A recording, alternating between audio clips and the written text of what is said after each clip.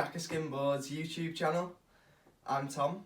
Today we're going to look at fitting a traction pad onto a skimboard or a surfboard. So for this we're going to use the Shaka mint green 52-inch Kahuna skimboard, and we're going to fit on the Shaka's 3-piece traction pad as well. So we'll try and keep the video quick and just look at how you should be fitting the traction pad to the board. So let me lay this down and we'll open this up.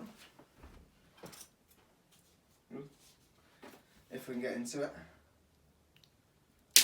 There we go, we're in.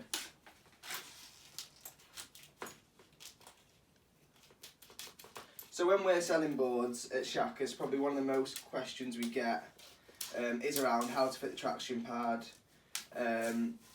So we thought we'd just do a video to talk you through it and how it should work. So let me open this up and get the pad out. There we go, there's one piece. There we go, there's two. And there we go, there's the middle piece as well. I think I might have one on the end. So this is 3M adhesive on the back, which means really tacky. So you stick it on your board once and you can't take it off. It's then on. It's then on basically. So we'll line up what we want to do. If you want to come around here with the camera. So the first thing to do is sort of line up where you want it on the board. So I probably expand it out a little bit for my feet. So I'd have it maybe a little bit like this. And go off eye really as well, just try and get it in the middle. Always start with the centre piece, which we'll do in a second. I'd say one of the most common questions is sort of what prep we do to the board.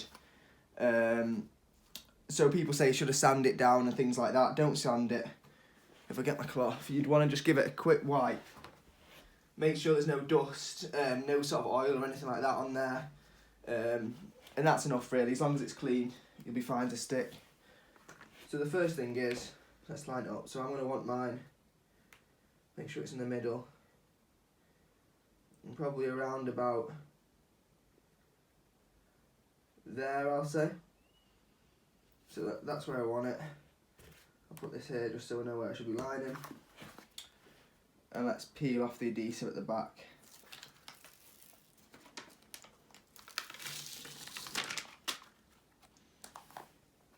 So we'll try and get this right.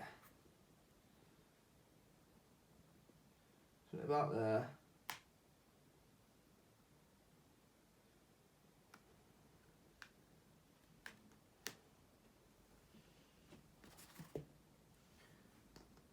And that looks good, that's right in the middle, so we'll put that on and give it a press to keep it firm. So that's the centre piece done, and then that's sort of the difficult bit really. If you get this one right, the other two will follow quite nicely. And so again, look where you want the other two to be, so I'm probably gonna put this one around here. So again, peel the adhesive off. If we can get it off. Let's see. Oh.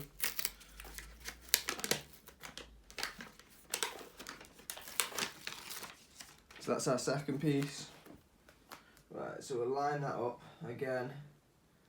So we probably want to go, I'm going to go a little bit.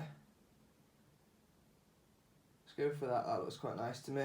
So we'll give it a little bit of a gap, and that just expands it. So you've got, it's sort of custom fit really. When you buy a 3-piece traction pad, that's the reason why it's 3 pieces. It allows you to place the pads where you want.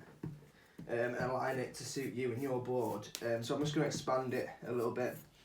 Because of being a skimboard, it's quite wide, so that it's buoyant when you're sliding over the water. So I'll give it a little bit of room. I'll do the last one.